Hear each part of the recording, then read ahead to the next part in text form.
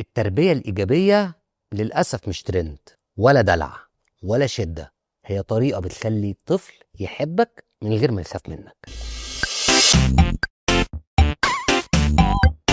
عمرك وقفت وبصيت لابنك وقلت هو أنا بربيه ولا بزعقله؟ طب هو اللي أنا بعمله معاه فعلا صح ولا أنا بكرر اللي اتعمل فيا؟ التويست في الموضوع ده إن التربية مش كلام ولا شدة ولا حرية مطلقة. التربية هي أسلوب في الحياة، يا إما الطفل يطلع سوي يا إما بسم الله ما شاء الله يطلع زي اللي حوالينا كده، كلهم نسخة تانية تروما قديمة وطفحت علينا. إحنا جيل اتربى على عيب. اسكت، انت بتفهم اكتر مني يعني؟ هوريك بس لما نروح. انا بخاف عليك، انا عايز مصلحتك. ومعظم الاهالي النهارده عاوزين يربوا بطريقه احسن من اللي اتعمل فيهم، بس مش عارفين يعملوها ازاي. جت هنا التربيه الايجابيه. التربيه الايجابيه على فكره ده مش دلع، دي تربيه ايجابيه فعلا. طيب يعني ايه تربيه ايجابيه؟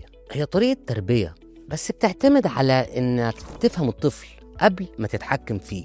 بتعتمد على الاحترام، الحدود، التواصل، التعاطف، حلول مش عقاب.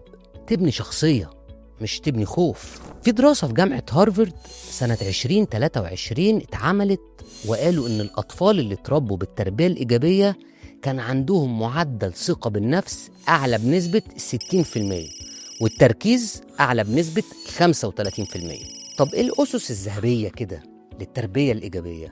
التعاطف، يعني قبل ما تزعق اسمع، قبل ما تعاقب افهم، قبل ما تاخد القرار شوف الطفل حاسس بإيه. طب والحدود؟ حدود يعني أمان. مفيش طفل مبسوط من الفوضى، لأن الفوضى معناها انعدام السيطرة، فمفيش طفل بيحب ده. الروتين، روتين النوم، روتين الأكل، روتين التعليم، روتين اللعب، وده أهم من العقاب. تحط روتين أحسن ما تعاقبه. طب والاحترام؟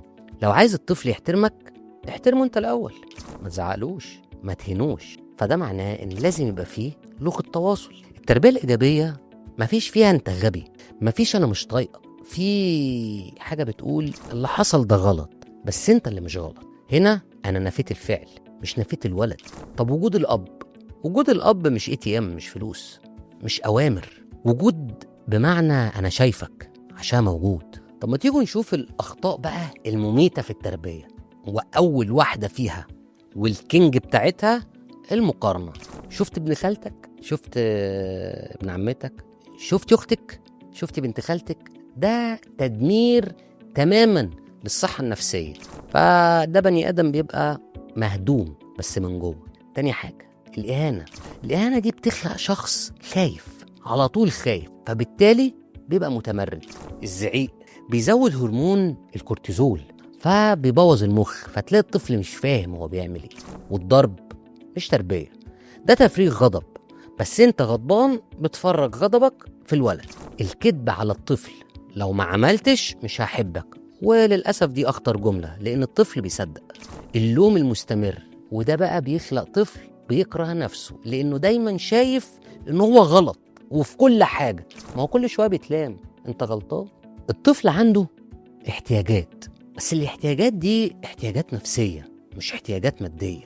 يعني حب، أمان، تقدير، لعب، تشجيع، حرية بس محسوبة، ووقت. اديله وقت. لو مش بيلاقي الحاجات اللي أنا قلتها دي هتلاقيه بيعيط، بيصرخ، منطوي، بيعمل سلوك عدواني، وهي دي المشكلة. تعالوا أقول لكم التربية الإيجابية في 10 جمل وركزوا. أنا فاهم إنك متضايق، تعال نتكلم. غلط اللي حصل بس أنا هنا، تعال نصلحها سوا. اختار، عايز تعمل ده ولا ده؟ أنا فخور بيك على فكرة. أنا زعلان من اللي أنت عملته بس مش زعلان منك، كلنا بنغلط على فكرة. تعال نهدى شوية وبعد كده نتكلم. اسمعني وأنا هسمعك، أنا معاك على فكرة، أنت مش لوحدك. الأب في التربية الإيجابية، الأب هو إيه؟ الأب قدوة، اتزان، أمان، احترام، حنان، قوة، كلام واضح، مشاركة وتشجيع. ATM ده مش أب على فكرة. وأنا مالي يا عم، ده مش أب. الأب جزء من بناء الإنسان. وجود الأب بيقلل مشاكل نفسية عند الطفل بنسبة 45%، ودي دراسة على فكرة اتعملت في جامعة كامبريدج سنة 2021. طب ما تيجوا نشوف مواقف كده كل يوم بتحصل ونحلها ازاي. الطفل بيعند، الحل نحط له حاجات يختار بينها واحنا هاديين. الطفل بيعيط من غير سبب، نبص له ونقول له احكي لي حصل ايه، مش الجملة الشهيرة بطل عياط، ما تنفعش. الطفل ضرب اخوه، نفصل الفعل عن الشخص، يعني الضرب غلط بس انت مش غلط. الطفل بيكسر الحاجات، نحلها ازاي؟ نقعد معاه ونتكلم، نقول له انا فاهم انك متعصب ومتضايق، بس تعالى نستخدم الكلمات مش الايدين. زي ما احنا متعودين كده نعمل شوية وصفات، بس المرة دي هنعمل وصفات للتربية، حاجة جديدة كده. تعالوا نشوف أول وصفة. الوصفة دي سهلة قوي، اسمها 5 دقايق هدوء. قبل أي قرار اقعد مع الطفل 5 دقايق، اسأله حاسس بإيه بس وانت هادي. تاني وصفة 10 كلمات تشجيعية في اليوم، يعني يوم واحد تشجيع بيساوي طفل أقوى نفسيا 10 مرات، شوية كلمات للتشجيع سهل.